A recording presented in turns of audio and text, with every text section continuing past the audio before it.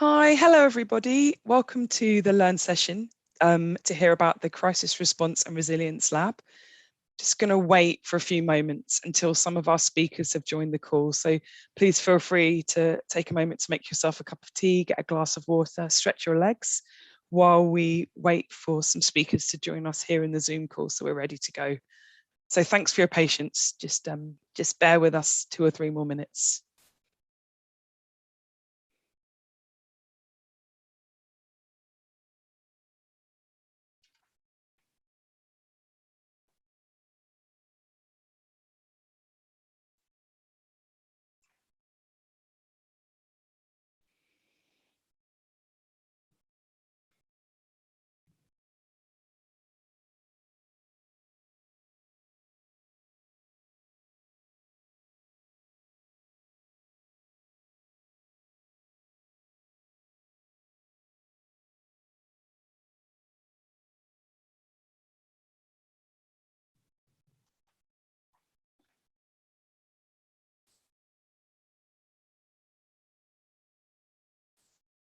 Oops.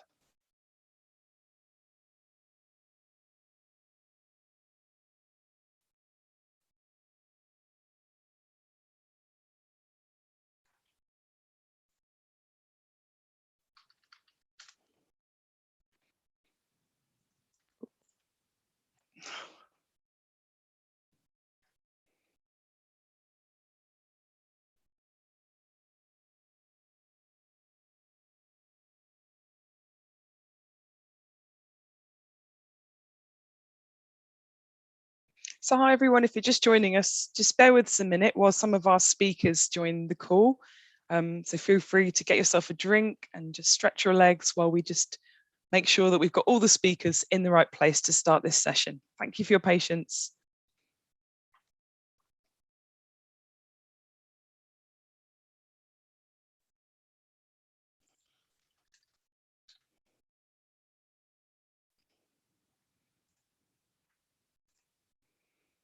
Okay, so thank you guys for your patience and thank you for joining us for this session, which is a Learn session to hear specifically about a recent initiative that is called the Crisis Response and Resilience Lab.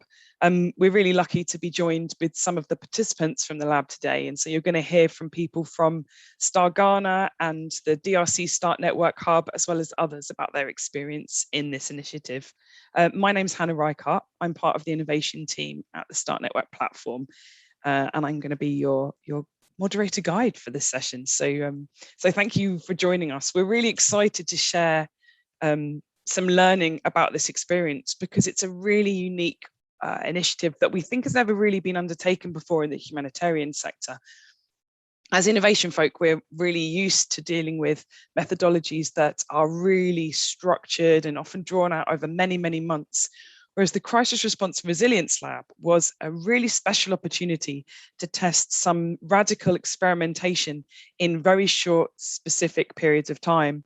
So it was both a really practical, hands-on training experience for participants from around the world, but it was also an opportunity to really learn about a new way of working, a new way of responding to complexity. And it's that we want to share with you today, some of our thoughts and some of our learnings from what this experience was actually like.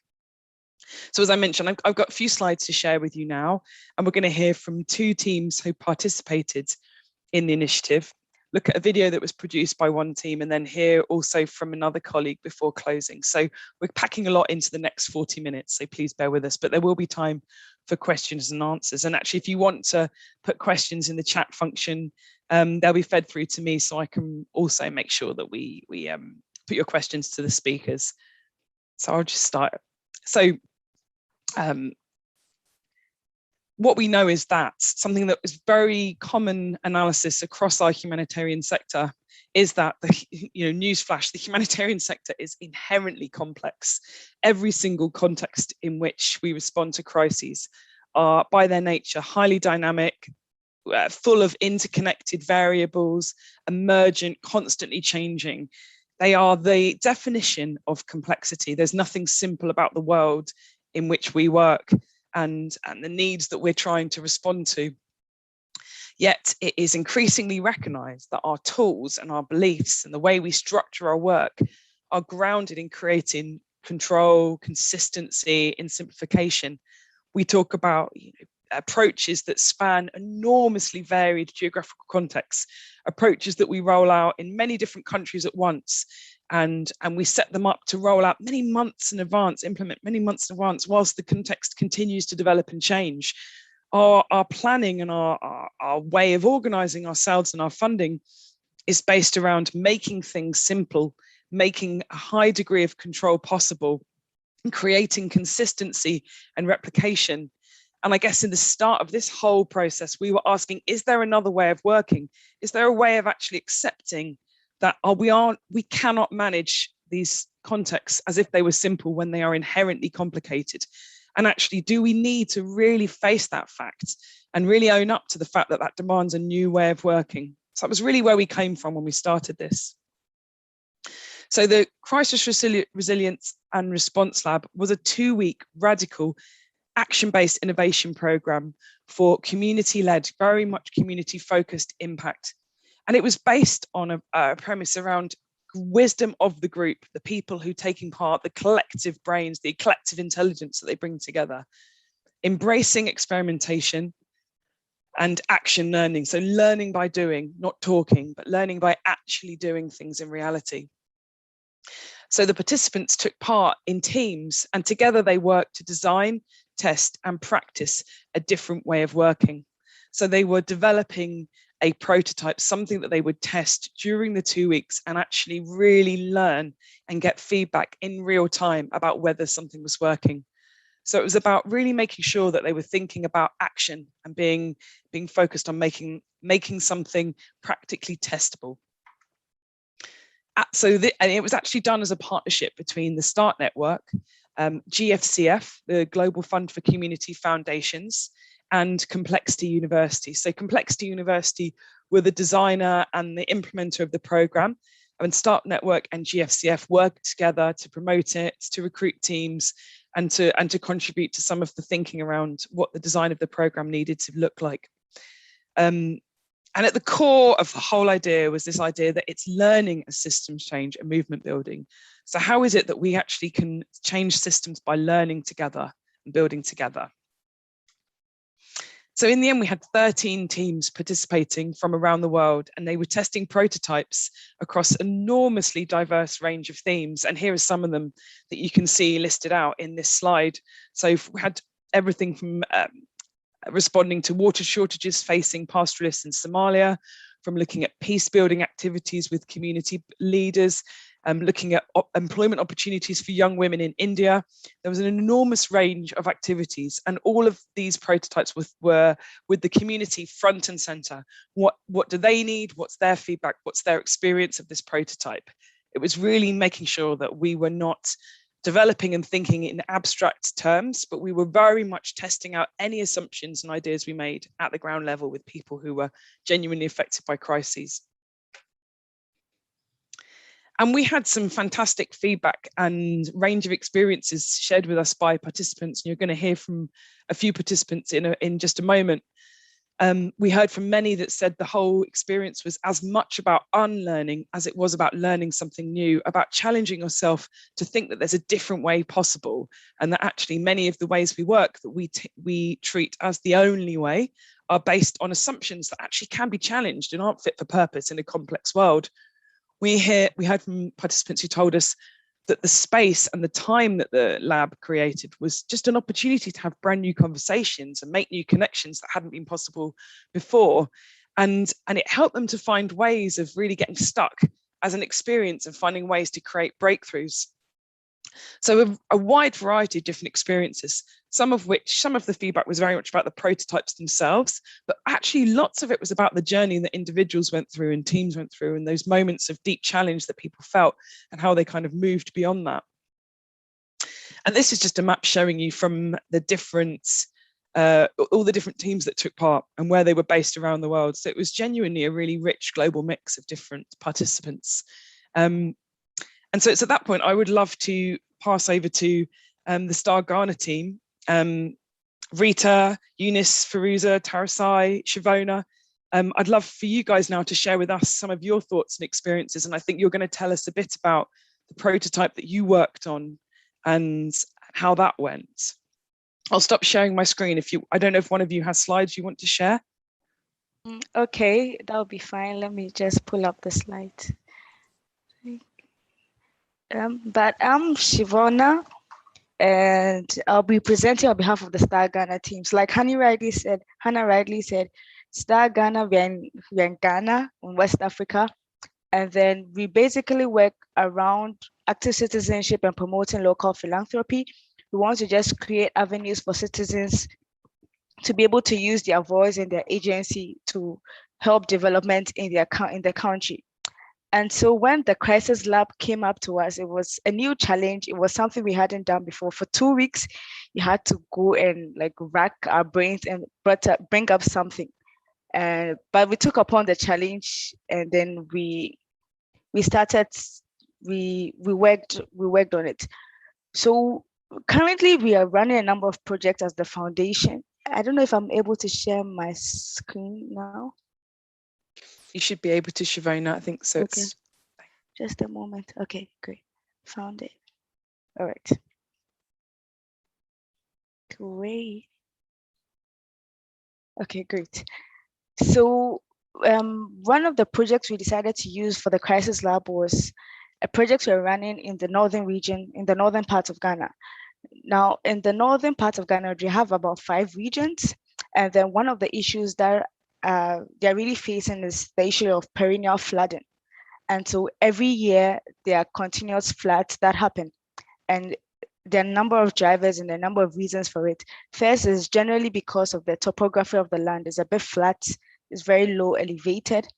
Then also, there's also human factors, the general climate change ongoing. And one of our neighboring countries, Burkina Faso, has a dam. So when the rains are just too much, it spills over, and then we suffer the implications of it. And these floods have been going on for a very long time. I think from between 2018 to 2020, over 500,000 acres of farmlands were submerged due to floods in one particular community, not even a region, in a particular community. We lost 45 lives as well. So there are really huge effects of these flooding. So we thought that if we have an opportunity, let's find innovative ways to be able to help the community solve this problem. And so our journey was pretty interesting because in way we had to change our prototype. So initially, because of our constant communication and constant interaction with the community members, they had already told us some of the issues that were going on. So initially the plan was to get them seeds because the northern Ghana is largely agrarian, a lot of them farm. And so then their suggestion was that they wanted to get seeds that they will be able to harvest before the rains began. So that's where our initial prototype started from, that we'll get seeds for the community so that they can plant and then harvest right before the rain starts, because currently the harvest is ripe when it's raining deep into the rains, and they make a lot of losses. So we thought around it. We're going to contact the Ministry of Food and Agriculture here in Ghana, alongside with the National Disaster Management Organization and a lot of other stakeholders that we're already in contact with. But then upon further deliberation, we realized that it will not fit into the stress test that was given to us, the testings that were given to us. And we thought that was very helpful because at least we had a guide to help us. Then I think about 3 to 4 days to the final plenary session, we had to rack our brains because the first prototype wasn't fitting. So then, thankfully, because we're still in contact with the community, they had listed a lot of things that were affecting them. And one of the things that came was because they're very close to river banks, it really affects the flooding. They get the first effect of the flooding. And they had suggested that in the past, there used to be bamboo ripper buffers that were set up. So it sort of pushed away the effect of the flood. So we decided to take up the idea and implement it in the Paulugu district. So then we'll plant bamboo a specific type of bamboo species which was readily available in the community and would not need much transportation to go to the specific river sites. So there were a lot of pros to this prototype and was very easy to implement. The community members had already given their willingness to help promote this prototype because it was just good for them and they needed Shevonna, it. Yes, would you please. mind putting the present mode on your slides just so to Oh, make okay, the sure. text a bit bigger to read? Thank you. All Sorry to right, no interrupt problem. you. Thank Okay, you. that's fine. I hope it's better now. Yeah. Yes. Okay. All right. So then we spoke to the NADMO, the disaster organization, and they gave us some um, specific bamboo seeds we use, which are readily available for the community. The community members were also willing to help us plant these seeds. So that is actually how our journey started. We went from one point to realize it wasn't so feasible, and so then we had to change uh, a prototype. And then for this particular prototype, the community members were actually willing. We did some testing with them. We had to ask them their general and candid opinions on this. And they said this will really work because it used to happen in the past. So then we knew that then we had the community go ahead and they will actually be doing most of the work. We'll just be there, just supporting them. So as a team, it was a very good learning process. Like you said, we had to unlearn and relearn and learn again. It was 2 weeks, very hectic, but the guidelines we were given were really helpful to the guidelines were given were really helpful to guide us. I think for us, it was really challenging when we had to switch the prototype because we had gone through a whole lot of thinking and brainstorming to get to a point, but then we had to really change it's you had to sit back and think again as to what next we could do because time was really running. So I think that was very challenging for us, but then we overcame the obstacle. So for now, what we are doing is just engaging with stakeholders, getting the bamboo seedlings, which will be planted for about 2 weeks, then transplanted. So then we are having engagement with stakeholders as to when is a suitable time to start planting because the rains are still like coming. So we need to find like a suitable moment to be able to do that. And I think generally it just helped the team bond. We're able to learn more about the communities we work with. And the whole process was really new for us.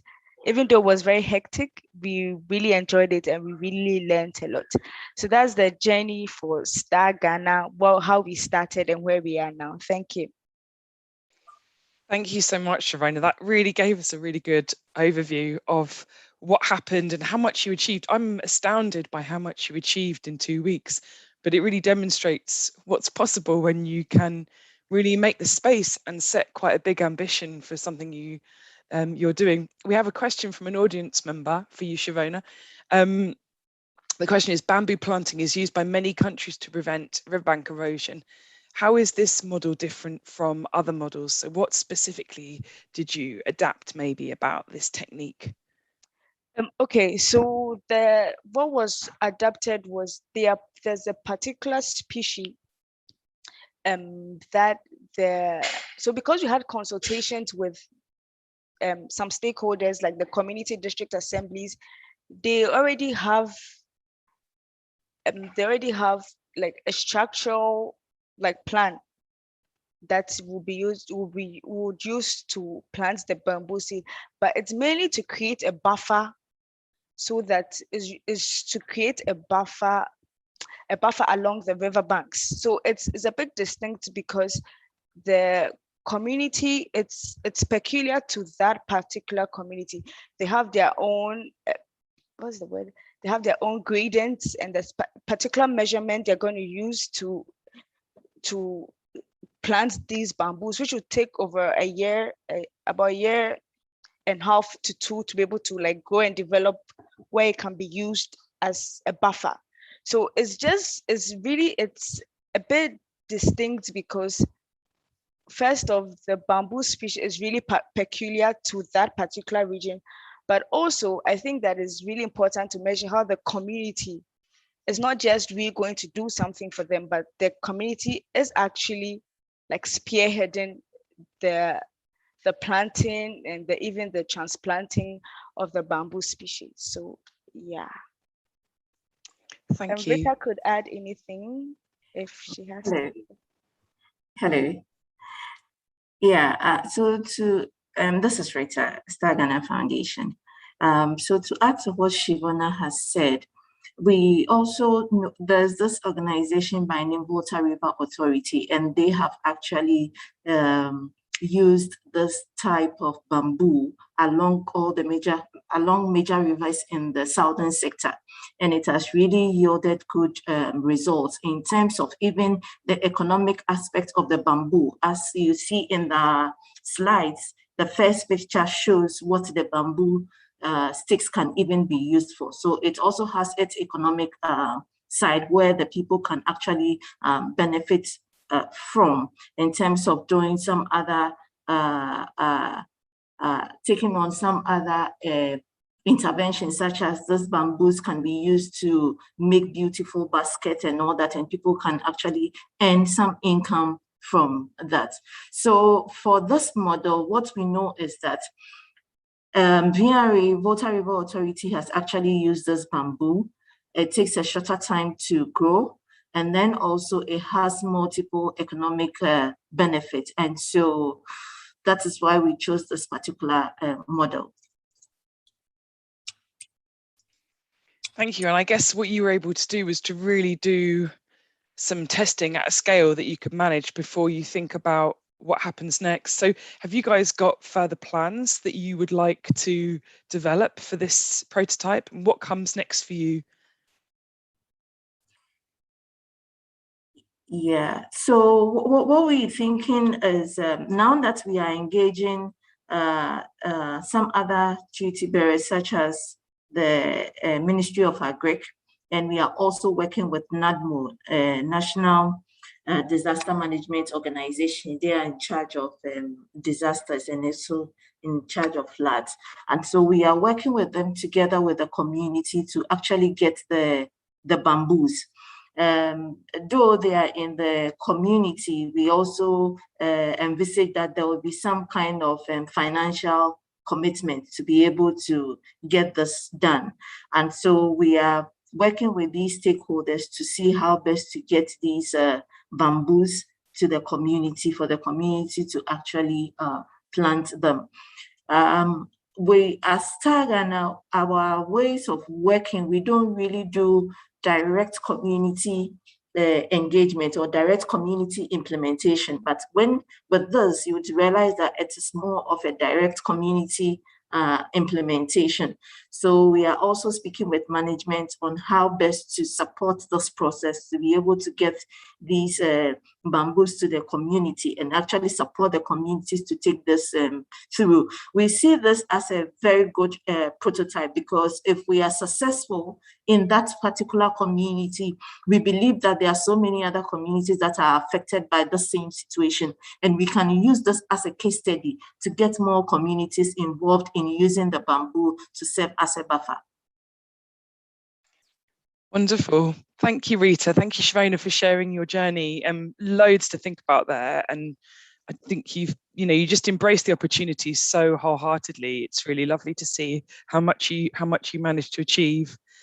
We'd now like to give some time to our colleagues from the DRC Start Network Hub. Yves and I think Blaise, you're both online. So over to you to share a bit about your story. And if you want to share some slides, you can. And please feel free to put your camera on when you're speaking also. So Yves and Blaise, over to you. So Blaise will do it on our behalf. Hello, Blaise. Yes, I don't know if there is someone to translate. If not, I will try to manage to present in English.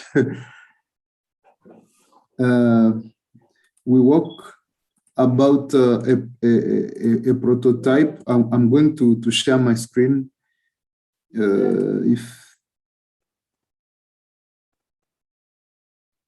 Yes.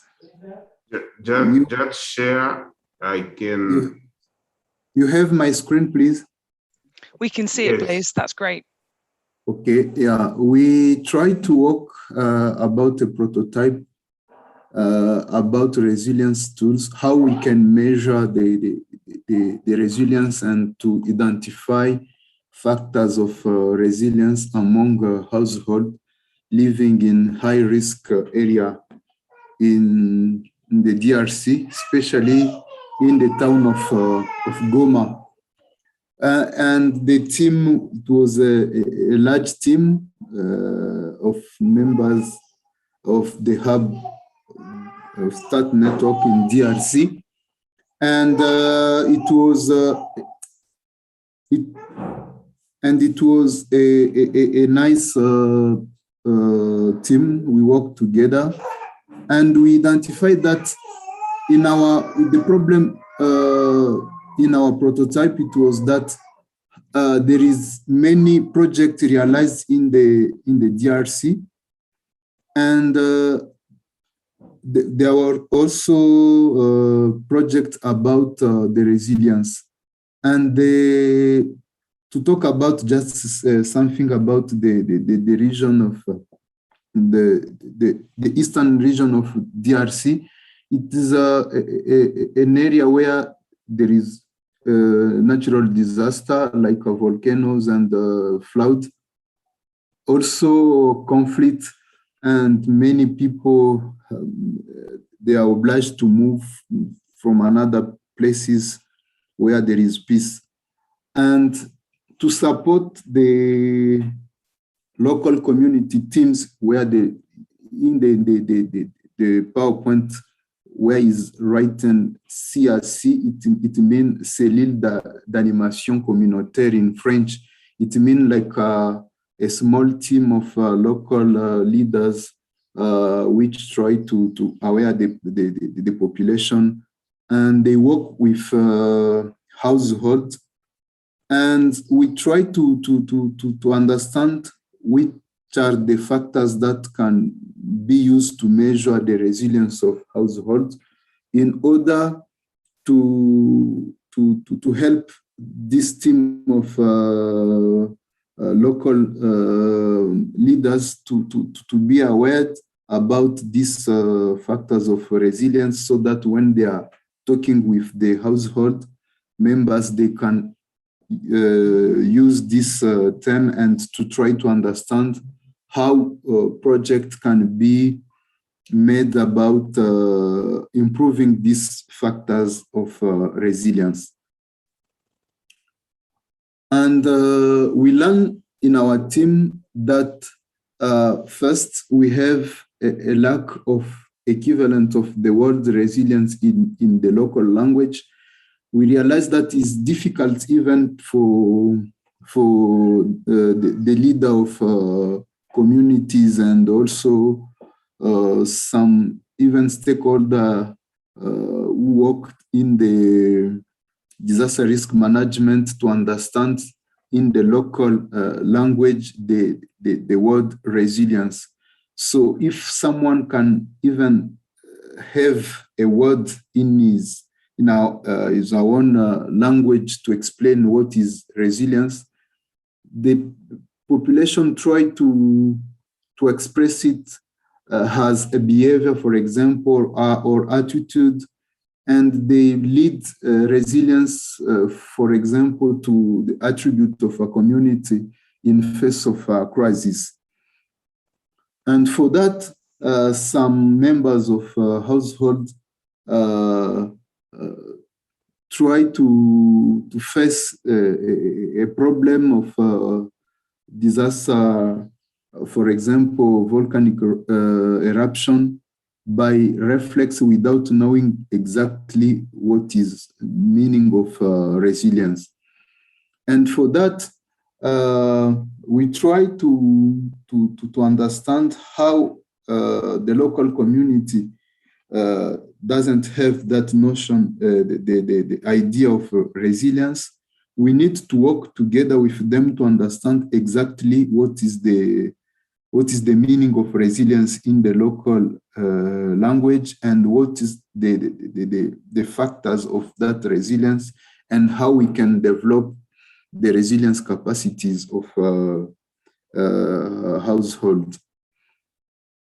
And a key moment in our team in the period when we were working for 2 weeks, we realized that there is a lack of legal framework that integrates resilience in our country. And so that people, for example, with disability associated with all categories of vulnerable people, they are not able to adopt resilience, which means that, for example, even in the law, there is that gap, meaning resilience. And also, we try to guide, to understand factors of resilience and how, for example, we organize a few moments of interviews in the city to ask people how they can explain, for example, factors of resilience. We got a lot, we get a problem of time so that it can allow us, for example, to test very well our tools and to discuss with partner in the city working in the risk management. But we try to make a concept note, and we realize that we have first to try to make a good definition of the resilience. And also in our team, we have the difficulties to link the word resilience to the community practices. So for that, the next step, it will be to try to develop a data collection in the city and to continue testing the tools to refine and to understand very well what is the factors and also the meaning of resilience in the city. We presented the tool and we discussed it with other partners here in Goma in order to understand very well factors of resilience. We try also to organize a meeting with humanitarian community and to try to discuss the gap between what is the really factors of resilience among the community and how they can be contextualized in order to make a good project. And that is all. I don't know if Yves can have something to add, please. Yeah, just to say that our prototype was to develop a tool that can be used with different stakeholders, humanitarian actors, to assess resilience and to make the data as a baseline. And when we have a project, we can assess the progress we are making in terms of resilience, as we have seen that the concept is quite new, and we did not find a equivalent meaning in our language. When people are speaking about resilience, they just use long sentences to explain resilience, while it is just one word. So, and we understood that, yes, we understood that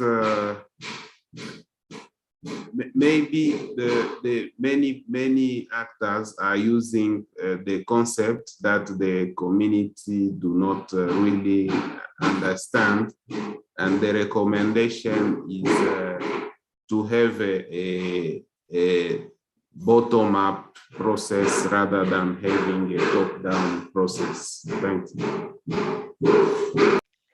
Thank you, Yves and Blaise. And Blaise, your English was fantastic. And so you really, thank you for sharing so much information about your interesting prototype. And it just shows how different the two prototypes are. You know, one's looking at a very practical risk-related intervention to do with river flooding, you know, in Ghana.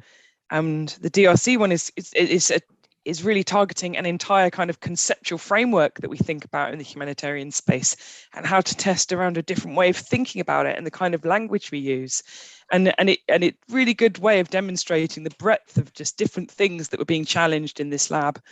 We're now going to share with you a short video that's literally 1.5 minutes long, I think, which will give you a bit more of a flavour of the personal experience that participants underwent throughout the process. And it was put together by the START Network kind of mixed team, a team that was mixed up of people from different geographical locations to really express not their prototype experience, but their experience of the lab as individuals. So now time for the video. Building trust in unexpected places. Our journey started with big ideas, then talk, talk, talk. Different perspectives, then talk, talk, talk. Problem points, then talk, talk, talk. And feelings of frustration, then talk, talk, talk. Turning our challenge statement and even fully deciding on a challenge statement was a challenge. Our team had so many ideas about what the problem was, but we couldn't decide on how we turn that into something tangible. We went round and round for days after days with absolutely no prototype, and morale got pretty low. We definitely learned that we just needed to make a decision and roll with it. Overall, the past 2 weeks were an intense journey, both for the team and on a personal level. A journey made of a lot of ups and downs, frustration, getting stuck, and almost seeing the team breaking up. But at the beginning of this week, we managed to design a good enough solution to our challenge statement, which we tested and revised many times. We now feel really positive, and the team grew stronger. We realized that we had to go through all of that discomfort to then make some real progress. We learned that struggling and asking for help is not failure. And we recognize that our diversity is what makes us a stronger team.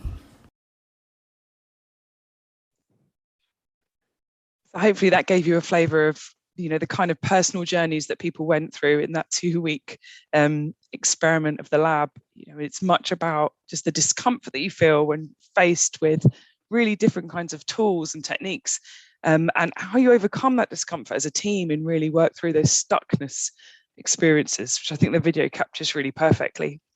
We're now going to hear from Lucy White from Complexity University, who's just going to share a bit about the kind of Complexity University approach and what it's about. So feel free to also put some questions in chat if you have any for Lucy or any of the members from the prototyping teams who we've heard of for the last few minutes of this session. So over to you. Thank you, Lucy.